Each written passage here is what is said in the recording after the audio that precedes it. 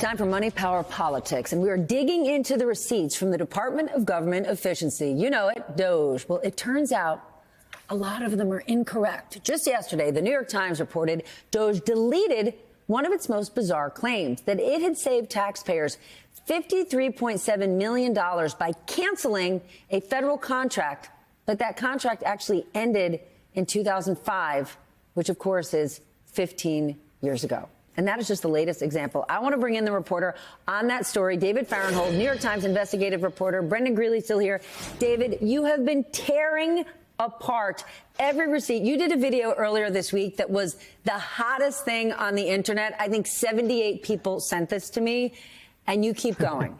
Because I'm not going to judge, but some of these cuts would suggest that the DOGE team might not understand what is needed to do to get government work done. Nobody wants fraud, nobody wants waste, but talk us through what you're finding here. What we're looking at is what DOGE calls the wall of receipts. It's where they put up a list of the contracts they say they've canceled and how much they've saved for taxpayers by canceling them. But the problem is that so many, especially the largest savings they talked about, were just wrong. On their first list, the top 5 items were all wrong, later deleted. Then they put up another list of those 5 out of the top 7 were all wrong, later deleted. Now the number 1 largest savings on their list, even now after weeks to make it better, the number 1 savings on their list, wrong also. It's a contract they say they canceled, but really was canceled last year under President Biden. So it raises questions, about whether they really understand the government that they're now basically in charge of. Maybe I should work for the DOGE team because I already got my number wrong. I said 15 years ago, and then I said it out loud and went, wait, 2025, 20 years ago. All right, Brendan, I want to share a new topic. What Treasury Secretary Scott Bessent said earlier today in a speech where he was defending tariffs. Access to cheap goods is not the essence of the American dream. The American dream is rooted in the concept that any citizen can achieve prosperity, upward mobility, and economic security. For too long, the designers of multilateral trade deals have lost sight of this. Okay, so the American dream, we're not looking for cheap goods. We want to grow and be prosperous. I get it. We want to grow and be prosperous. But last time I walked into any apartment building in New York City or my son's dorm room, there were Amazon boxes, Temu boxes, and Shein as far as the eye can see. He's not wrong about this. I've seen him give this speech before. It's not a terrible speech, and it's very similar to what the senator from your home state of New Jersey, Bill Bradley, used to say in the 1990s. You know, when he would debate Al Gore. Al Gore wanted trade agreements. Bill Bradley said we have to watch out for the American worker. A job is as important as a cheap product. So that speech is on the merits of it, not wrong. The problem is, how do you go about fixing that, particularly 100%. After 30 years of very aggressive free trade? Again, yanking up trade barriers, putting them back down, yanking them up, putting them back down is not how you fix the problem. And Americans are addicted to cheap stuff quickly. They are addicted to cheap stuff quickly, but I think one of the things that we noticed over the last 30 years is that we used to look at the inflation statistics and we would say there's no inflation. But if we break that down, goods are cheaper, socks and televisions are cheaper. But what's gotten more expensive is all the stuff that matters for your life: childcare, healthcare, education. That stuff got more expensive this whole time that socks and televisions were getting cheaper. So there is an imbalance. There is a problem with a trade system that says we're going to take your job, but we're going to give you cheap socks. That was not a good bargain. The way this administration is going about reworking the bargain doesn't seem to make any sense. It doesn't seem to have any coherence. It doesn't seem to have a plan. They don't seem to be willing to do any of the long-term boring work to fix the problem. Let's talk about the timing behind some of it, David, because I saw Commerce Secretary Howard Lutnick today say, you know, the effect of the tariffs, get ready, your T-shirts, your socks, your sneakers, they're going to be produced in America now. And it harkened back to the last time Dave Chappelle hosted SNL, where he said, I don't want us making iPhones in America. They'll cost $900.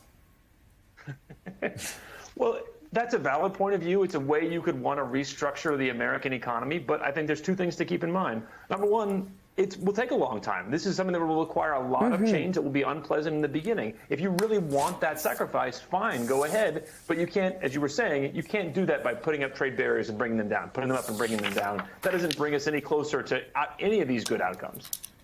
All right, there's something nerdy but important that I want to talk about. The administration got rid of 2 committees. These committees advise on putting out accurate economic stats. Also, the Commerce Secretary, Howard Lutnick, floated this idea how you can change how the government reports economic data. Brendan, couldn't this raise concerns about the White House getting cute or sassy, maybe trying to conceal or fudge the numbers, if suddenly, after years and years of reporting in one way, suddenly they're saying, well, we're going to pull this number out and pop this one in? You know, I've been saying these releases that they give are so detailed. They're very hard to fudge. But I have a friend who said, look, he's just going to write in pink crayon, all good, and then release it. But I think, you know, those advisory committees you talked about, one of them was for the Bureau of Economic Analysis, and that is the government agency that produces the GDP report, the single most important, possibly after the jobs report, piece of regular economic information that we get. And I think it's far more likely that rather than nudge the actual numbers, they'll just present the numbers in a different way, in a shorter way, like missing some very important information, so that they create an impression immediately of what's going on, and then we've all got to dig into it and figure it out afterwards. That seems to be the easier way to do it and the far more likely way to do it.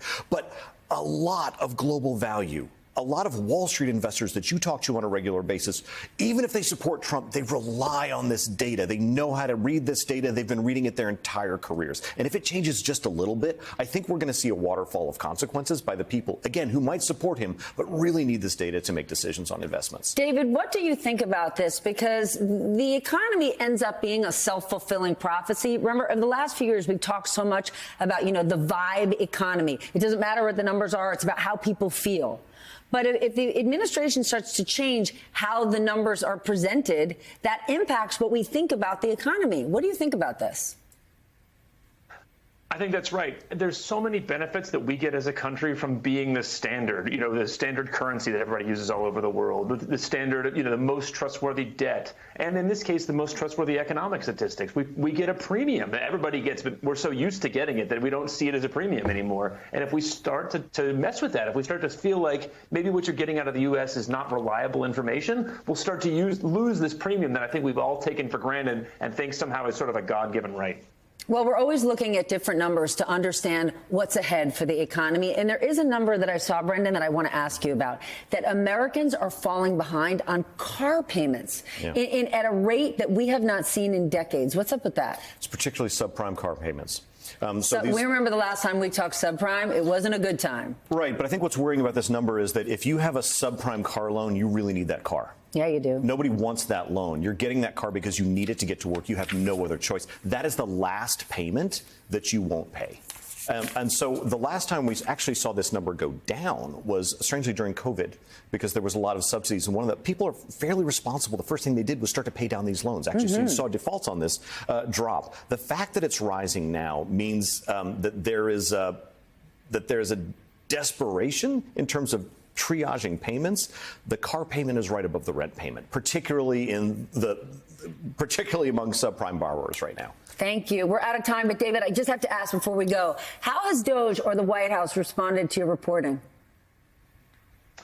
They really haven't. We've asked them a lot of times, why did you delete this? Why did you make this error? And the response we get is just sort of boilerplate. We're saving billions of dollars for Americans without really ever responding to the details of how they got so much wrong.